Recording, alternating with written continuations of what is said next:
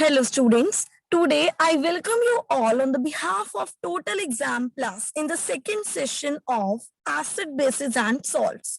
So first of all, let us check our previous knowledge, right?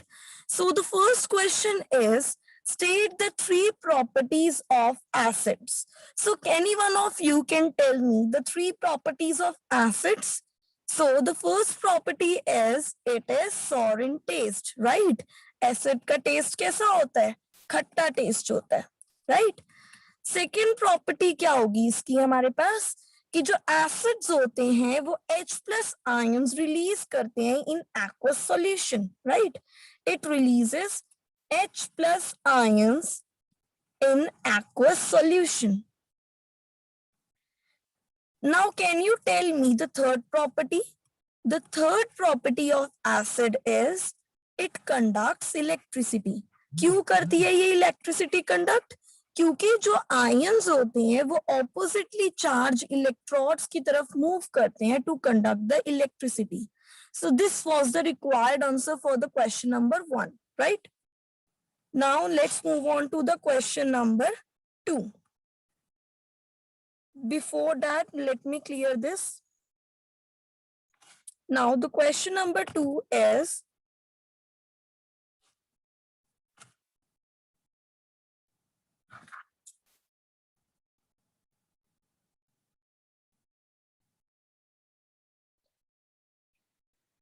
now the second question is, which ion do acid produce in water?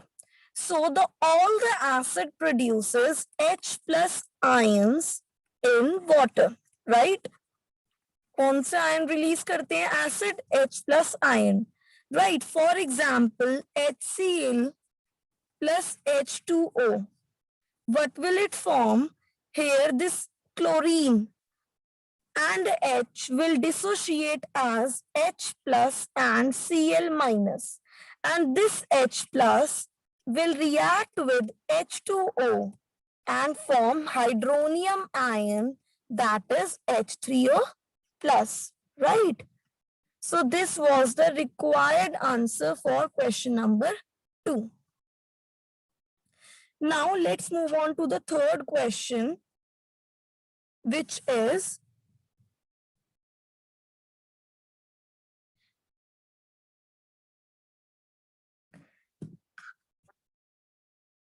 now the third question is, what are strong acids? So strong acids कौन से होते हैं जो completely dissociate हो जाते हैं अपने ions में, right? Strong acids कौन से होते हैं जो completely dissociate हो जाते हैं into its ions, right? कब होते हैं ये completely dissociate? When they are dissolved in water, right? In the aqueous solution. So can you tell me any example of strong acid? Yes, very good. It is hydrochloric acid and sulfuric acid and the nitric acid, right? So now let's move on to the fourth question. That is, now the fourth question is, what are weak acids? So what are weak acids? Can you tell? Weak acids are simply those जो completely dissociate ना हो, right? For example, अगर मेरे पास 5 molecule हैं CH3COOH के, तो वो किस में dissociate होगा? CH3COO negative और H plus में, right? लेकिन इस 5 में से कुछ ही molecules जो होंगे वो dissociate होंगे, right? बहुत ही कम amount. For example, 2 molecules dissociate होंगे, लेकिन बाकी के जो 3 मॉलिक्यूल्स हैं एसिटिक एसिड के वो एज इट इज रहते हैं. तो वो एसिड्स जो कंप्लीटली डिसोशिएट नहीं होते उन्हें हम क्या बोलते हैं? Weak acids, right? So this was the required answer for the question number 4. Now the next question is, what are indicators? So can you tell me what are indicators? Indicators simply वो substances होते हैं जिन्हें अगर हम acid या base में डालें, right, for example हमारे पास एक बीकर है, हमें नहीं पता कि इस बीकर में एसिड है या बेस है, हमने सिंपली इसके अंदर क्या डाल दिया, इंडिकेटर डाल दिया। तो इंडिकेटर डालने से सिंपली हमारे पास क्या होगा, कलर में चेंज आएगा, right.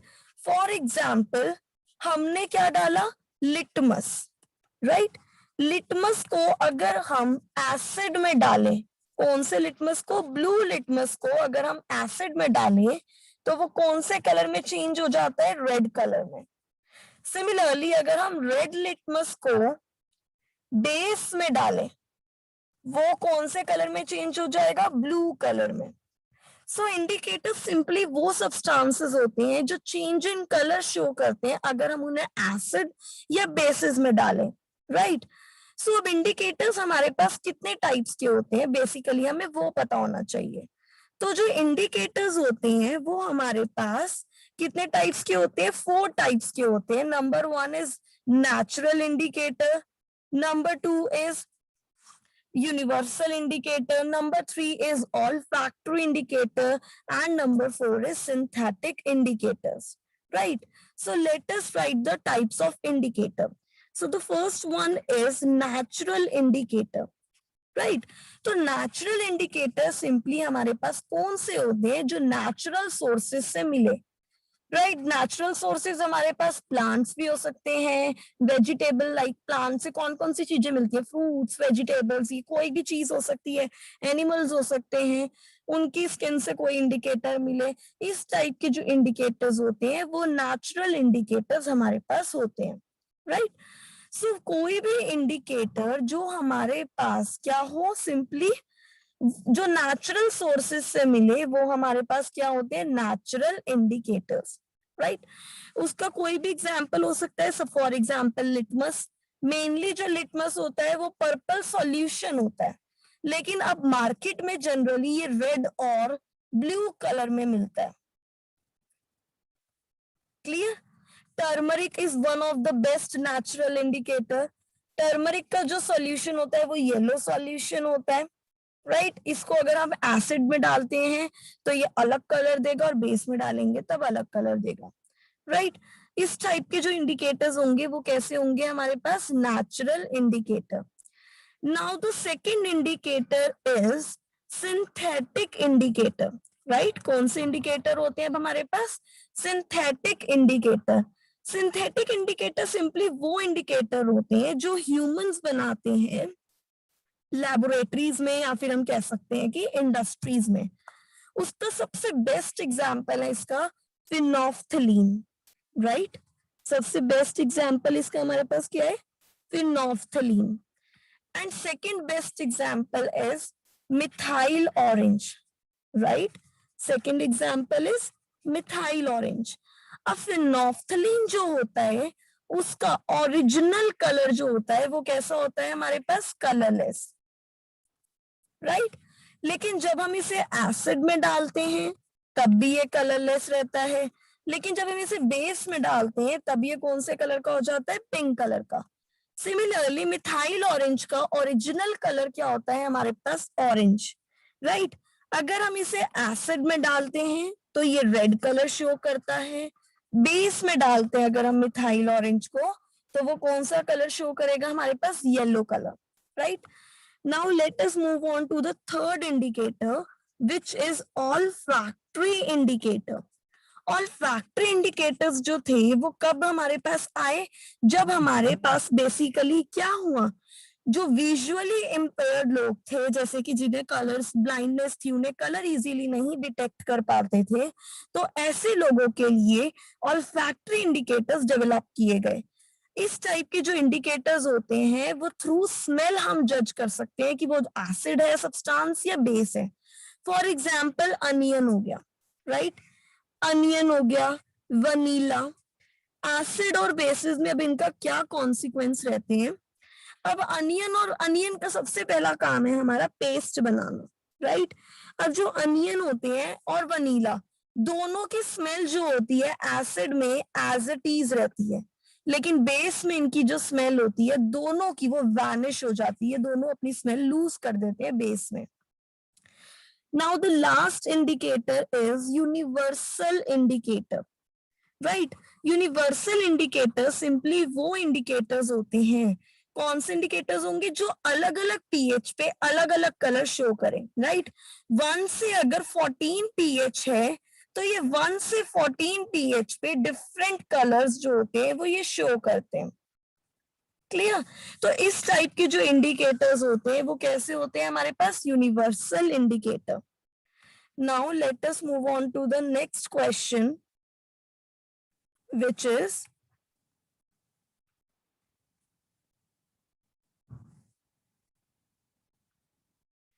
what are the types of acids? So type of acids हमारे पास कौन से होंगे? फर्स्ट एसिड है हमारे पास नेचुरल एसिड्स। कौन से होते हैं हमारे पास first acids? Natural acid. And the second one is mineral acids, right? First acid is natural acid and the second one is mineral acids, right? So natural acids simply वो acids होंगे जो हमें natural sources से मिले, right? Natural acids कौन से होंगे? जो हमें natural sources से मिले। And the second one is mineral acids, like जो हमें rock, mineral, earth crust वगैरह से मिले। और इन्हीं mineral acids को generally हम क्या बोलते हैं? Man-made acids या फिर synthetic acids, right? कौन से acids बोलते हैं हम इन्हें? Man-made acid and synthetic acid। क्यों? क्योंकि इन्हें जनरली लेबोरेटरीज में बनाया जाता है। रॉक्स हो गए, मिनरल्स हो गए, अर्थ क्रस्ट से जितने भी सब्सटेंसेस मिलते हैं उनमें से इन्हें लेबोरेटरीज में एक्सट्रैक्ट किया जाता है।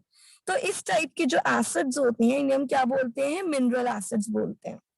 Now let's move on to the next question, which is give some chemical properties of acids. So can you tell me any 3 chemical properties of acids? Yes. 3 chemical properties of acid is firstly its reaction with metal, right?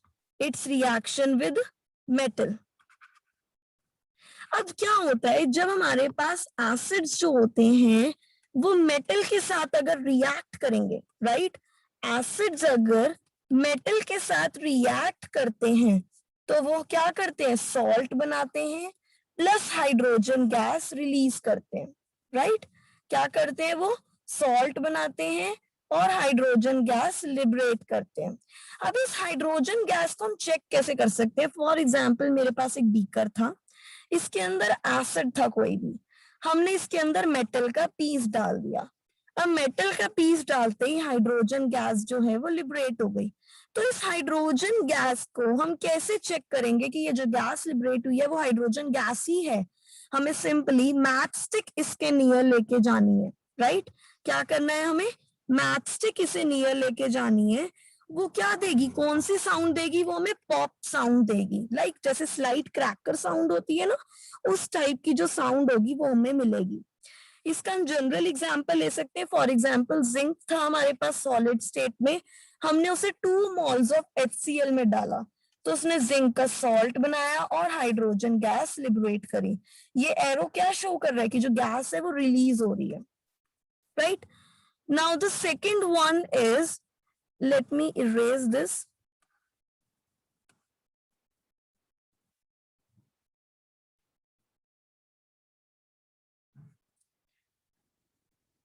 अब हमारे पास second property है reaction acid की with metal carbonate, right? Second property हमारे पास क्या है? Reaction of acids with metal carbonate. Metal carbonate का मतलब मेटल का जब रिएक्शन हो सबसे पहले कार्बोनेट के साथ, तब हमारे पास मेटल कार्बोनेट बनेगा। फॉर एग्जाम्पल यहाँ पर हमने मेटल ले लिया Na, कार्बोनेट मतलब CO3। अब इस मेटल Na पर कितना चार्ज है? यहाँ पर +1 और कार्बोनेट पर चार्ज होता है -2। तो यहाँ हमारे पास सोडियम कार्बोनेट बना Na2CO3। अब अगर हम इस सोडियम कार्बोनेट की रिएक्शन कराएं किसके साथ? किसी भी एसिड के साथ, फॉर एग्जाम्पल हमने सेम HCl के साथ करा दी तो वो क्या फॉर्म करेगा? 2 mole of NaCl, it means एक सॉल्ट फॉर्म करेगा। CO3 है तो एक कार्बन डाइऑक्साइड का मॉलिक्यूल रिलीज करेगा एंड एक वाटर मॉलिक्यूल रिलीज करेगा, right. Now the third reaction is reaction of acid with hydrogen carbonate. Hydrogen carbonate क्या होगा हमारे पास, HCO3, right. Hydrogen carbonate is HCO3। तो अब हाइड्रोजन कार्बोनेट के साथ जब भी हमारे पास रिएक्शन हो, सबसे पहले हमें हाइड्रोजन कार्बोनेट बनाना है, मेटल हाइड्रोजन कार्बोनेट। तो मेटल हमने अगेन Na ले लिया, दैट इज सोडियम। और जब हम सोडियम की सबसे पहले रिएक्शन कराएं HCO3 के साथ ताकि वो एक कंपाउंड फॉर्म कर सके, सोडियम हाइड्रोजन कार्बोनेट, तो Na के ऊपर कितना चार्ज होता है, +1, HCO3 पर चार्ज होता है -1। क्रॉस करेंगे it will form NaHCO3, right, sodium hydrogen carbonate. अब इस सोडियम हाइड्रोजन कार्बोनेट की जब रिएक्शन हम HCl के साथ कराएंगे, या फिर इस बार हम H2SO4 ले लेते हैं, यानी कि sulphuric acid, it is also a very strong acid, तो it will form NaCl, Na2SO4, that is sodium sulfate, plus CO2 plus H2O, right? So this was the required answer. Now let us move on to the next question, next slide, which is how will you test the presence of hydrogen gas and carbon dioxide gas? Earlier I told you very well, hydrogen gas को check करने का हमारे पास सबसे best तरीका क्या है कि हमने गैस के नियर में क्या लेके जाना है, मैच स्टिक लेके जानी है। फॉर एग्जाम्पल अगर किसी बीकर से हाइड्रोजन गैस रिलीज हो रही है तो हमें सिंपली क्या करना है, गैस के नियर पे मैच स्टिक लेके जानी है, बर्निंग मैच स्टिक। वो कैसे साउंड देगी, पॉप साउंड देगी। जैसे ही हमें पॉप साउंड मिल जाएगी इट मींस हाइड्रोजन गैस वहां से कंफर्म्ड हो गई। Now the turn for CO2। और CO2 के लिए हमने क्या करना है, फॉर एग्जाम्पल यहाँ पर हमारे पास CO2 गैस रिलीज हुई, हमने CO2 गैस को अनदर टेस्ट ट्यूब में ले गए जिसके अंदर हमारे पास क्या है, लाइम वाटर, राइट। हमने पाइप के थ्रू जितनी भी CO2 गैस थी वो इस टेस्ट ट्यूब में भेज दी जिसमें हमारे पास क्या था, लाइम वाटर था। अगर ये लाइम वाटर मिल्की हो जाए यानी कि व्हाइटिश कलर का हो जाए तो वहां से कंफर्म हो जाता है कि CO2 गैस जो है वो लिबरेट हुई है। So this was the required test for the presence of hydrogen gas and carbon dioxide gas. Now let us move on to the next question. So this was the today's test. Now let us discuss about bases. So the first one is what are the properties of bases, right? First of all, you should know what are the properties of bases. So can any one of you know any of the three properties of bases? Very good.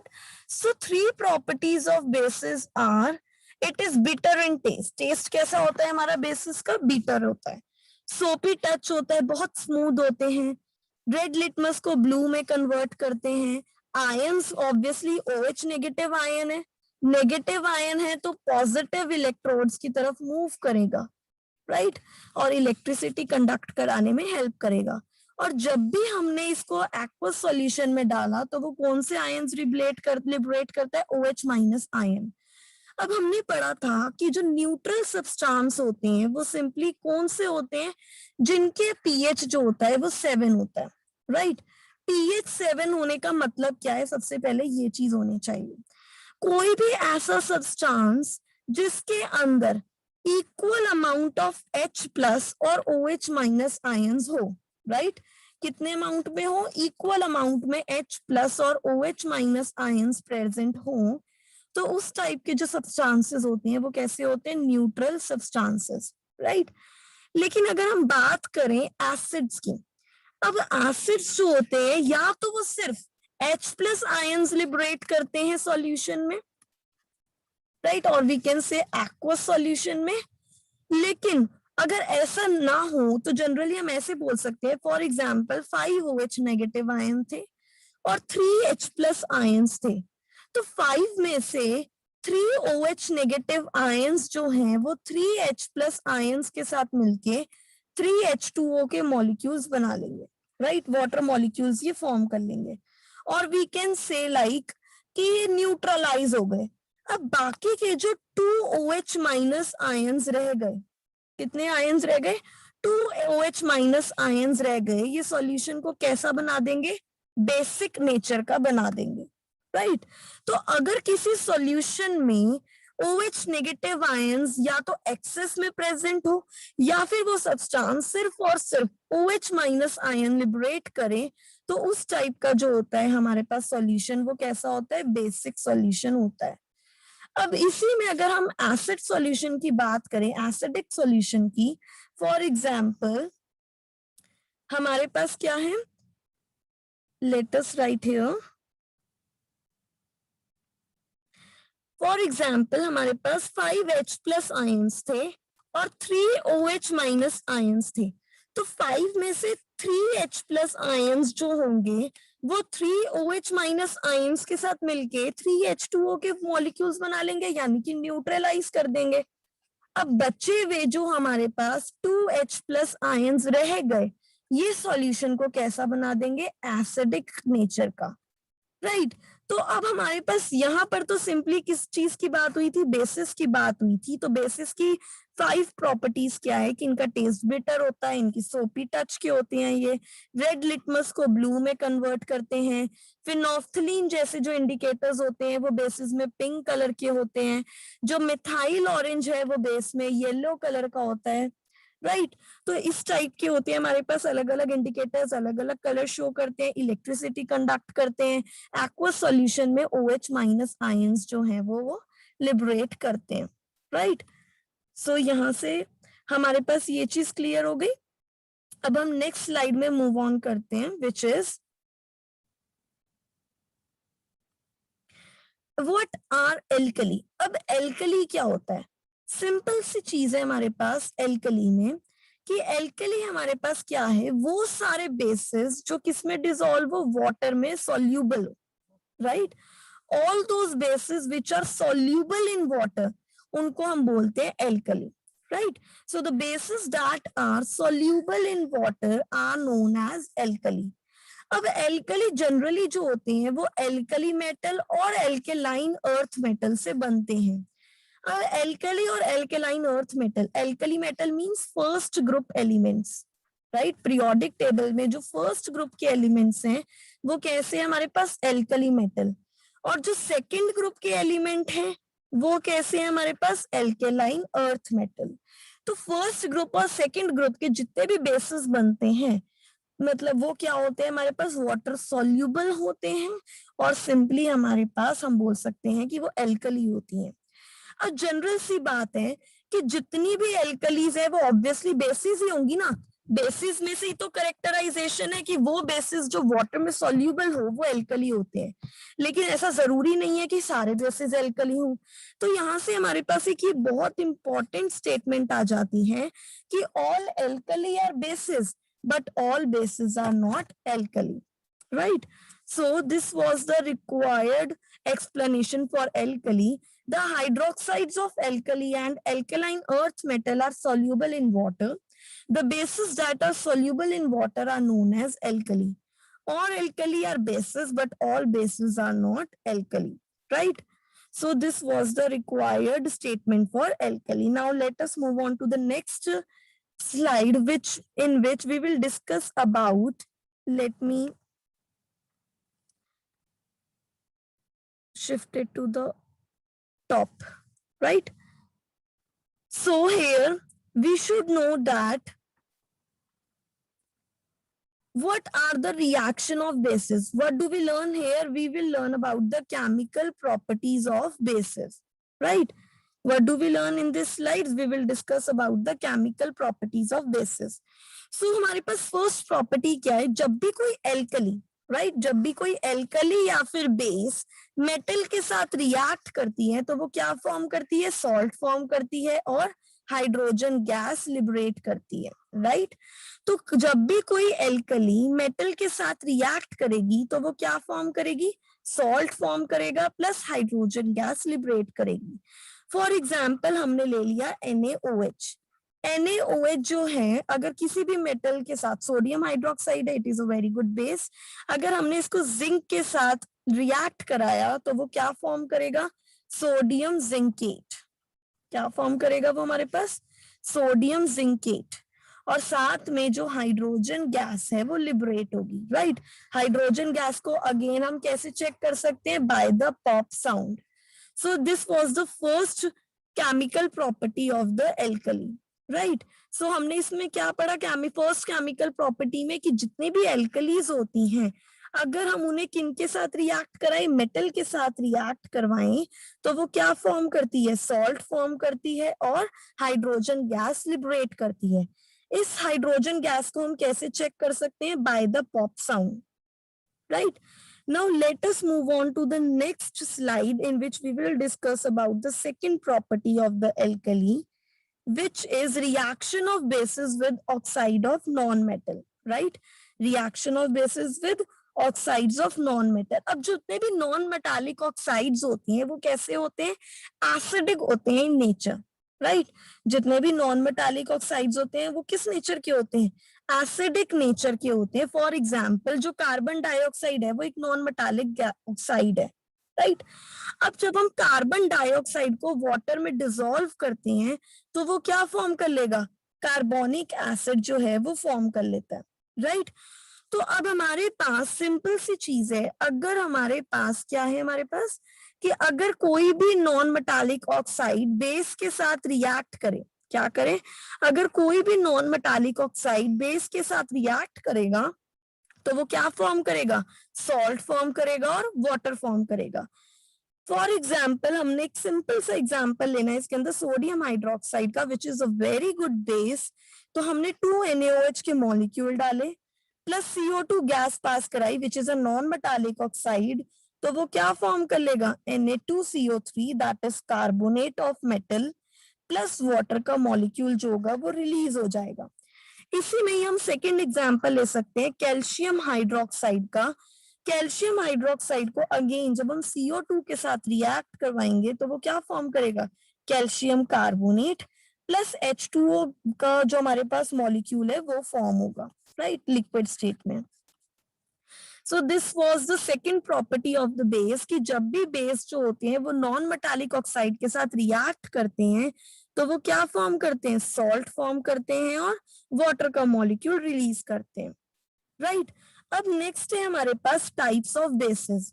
अब जो basis होते हैं वो generally 5 types के होते हैं, that is strong base, weak base, super base, neutral base and solid base, right? So let us discuss all these bases one by one. So the first base is strong base, right? The first one is strong base. A strong base हमारे पास simply सी बात है, जैसे strong acids जो होते थे वो completely dissociate हो जाते थे अपने आयंस में, वैसे ही जितने भी स्ट्रॉन्ग बेसिस हैं अगर हम इन्हें 5 मॉलिक्यूल्स हमने KOH के लिए वाटर में, तो 5 के 5 जो होंगे वो K प्लस और 5 OH माइनस में ब्रेक हो जाएंगे, डिसोशिएट हो जाएंगे। तो सिंपल सी चीज है, जो स्ट्रॉन्ग बेस है हमारे पास वो कंप्लीटली डिसोशिएट हो जाते हैं अपने आयंस में। और हम और क्या बोल सकते हैं कि जो बेसिस होते हैं, जो स्ट्रॉन्ग बेसिस होते हैं, उनके अंदर बहुत अच्छी एबिलिटी होती है कि जो वीक एसिड है उनमें से कैसे वो H प्लस खींचे, राइट। फॉर एग्जाम्पल मेरे पास वीक एसिड है CH3COOH, ये बिल्कुल पसंद नहीं करता कि अपना H प्लस आयन दे दे, राइट। तो बड़ी मुश्किल से ये अपना 1 या 2 देता है अगर ये बहुत ज्यादा क्वांटिटी में प्रेजेंट है। लेकिन अगर हमने इसमें NaOH डाल दिया तो ये NaOH जो होगा ये बहुत अच्छा स्ट्रॉन्ग बेस है, बहुत पावरफुल, बहुत डोमिनेटिंग है। तो ये क्या करेगा, अगर 5 के 5 CH3COOH है, ये 5 मॉलिक्यूल्स अगर हमने NaOH के लिए तो ये 5 के 5 को ब्रेक करवा देगा CH3COO नेगेटिव में प्लस 5H प्लस में। इन शॉर्ट ये सारे के सारे H प्लस आयंस उसमें से निकाल लेगा, एब्स्ट्रैक्ट कर लेगा। सो this was the strong base. Now the next base is weak base, right? The next one is weak base.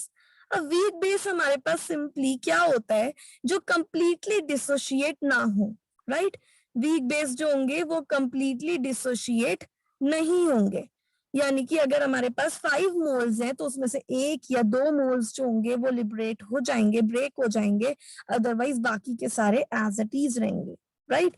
सो जो वीक बेस होते हैं उनमें इनकम्प्लीट डिसोसिएशन होता है जब हम उनका एक्वस सॉल्यूशन बनाते हैं, और इन शॉर्ट अगर हम उन्हें वाटर में डिसॉल्व करते हैं। अब इनका जो एक्वस सॉल्यूशन होता है उनके अंदर उनके वीक बेसिस भी प्रेजेंट होते हैं और उनके कॉन्जुगेट एसिड्स भी प्रेजेंट होते हैं। इट मींस कि कुछ जो होंगे वो, फॉर एग्जांपल अगर हमारे पास 5 मोल्स हैं किसी भी वीक बेस के, तो 5 में से 3 सपोज एज इट इज रह गए, बाकी जो होंगे अपने कॉन्जुगेट एसिड में कन्वर्ट हो जाएंगे, right. So these were the weak bases.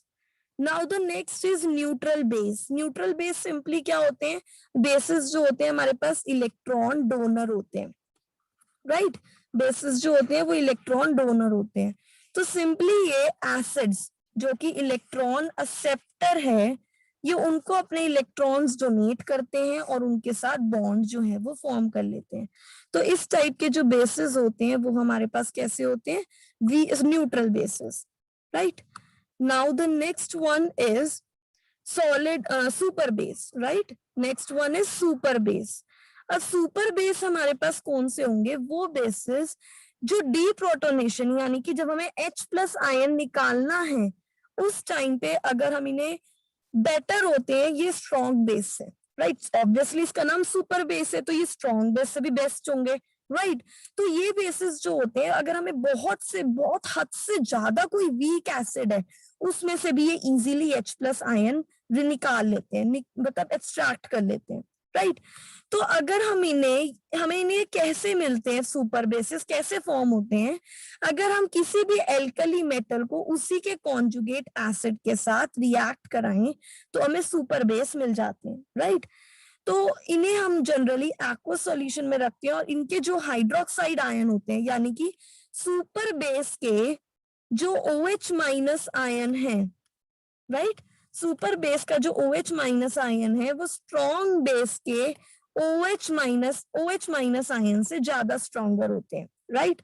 Now next one is solid base. Solid bases obviously solid form में ही होंगे, like silicon hydroxide mounted on alumina, like alumina means aluminium, right. तो हमने simply aluminium के ऊपर silicon hydroxide रखा हुआ है जो कि बहुत अच्छा बेस है, right. Now the next one is neutralization reaction. अब न्यूट्रलाइजेशन रिएक्शन क्या होती है कि जब भी कोई एसिड किसी बेस के साथ रिएक्ट करेगा तो वो क्या फॉर्म करेगा, सॉल्ट फॉर्म करेगा और H2O फॉर्म करेगा, राइट। तो हमारे पास न्यूट्रलाइजेशन रिएक्शन क्या होती है, सिंपली एसिड और बेस का रिएक्शन जो कि सॉल्ट और वाटर जो है वो फॉर्म करे, राइट। तो इस टाइप की जो रिएक्शन होगी वो कैसी होगी, न्यूट्रलाइजेशन रिएक्शन। बहुत अच्छी बेनिफिशियल रिएक्शन होती है कि अगर हमें सॉल्ट ऑब्टेन कराने हैं तो हम इस रिएक्शन से ऑब्टेन इजीली करा सकते हैं, राइट। फॉर एग्जाम्पल अगर हमारे पास HCl है which is a very strong acid और हमने उसको NaOH जो कि बहुत अच्छा स्ट्रॉन्ग बेस है उसके साथ रिएक्ट कराया तो वो क्या फॉर्म कर लेगा, NaCl फॉर्म कर लेगा और H2O फॉर्म कर लेगा, राइट। सॉल्ट फॉर्म करा और वाटर फॉर्म करा। तो इस टाइप की जो रिएक्शंस होती है वो न्यूट्रलाइजेशन रिएक्शन होती है। Now the next one is reaction of an acid with metal oxide, right. क्या है अब हमारे पास next, reaction of metal with metal oxide. अब हमारे पास क्या है कि जब भी कोई एसिड किसी भी ऑक्साइड के साथ रिएक्ट करता है मेटल के तो वो क्या फॉर्म करता है, उसका सॉल्ट फॉर्म करता है और वाटर फॉर्म करता है।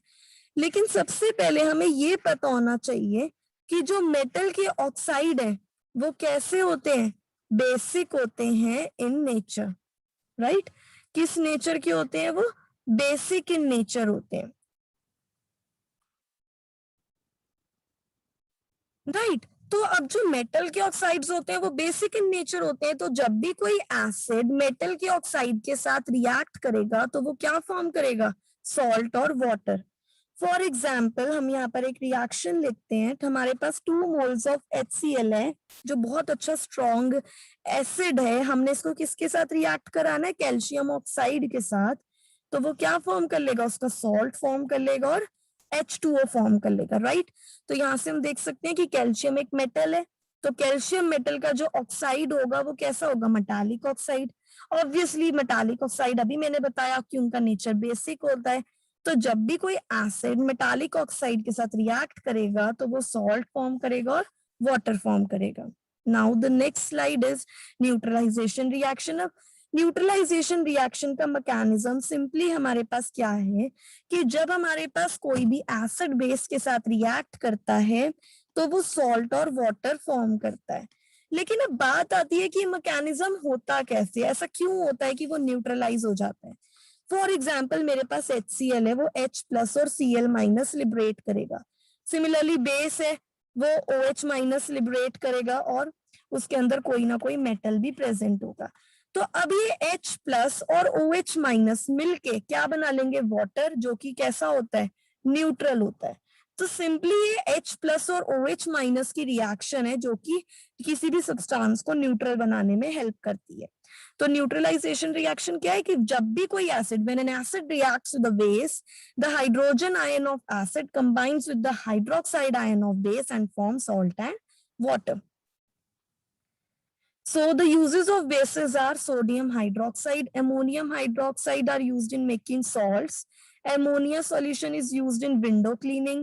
Magnesium hydroxide is used in toothpaste. Calcium hydroxide is used to neutralize acid solution. Right? So this was the required topic for the today's session. If you have any doubt, you can contact on the following WhatsApp group, Telegram group, or email, website, Facebook page, YouTube channel, and Twitter. So this was for the today's session. We will meet in the next session in which we will discuss about salts. Thank you.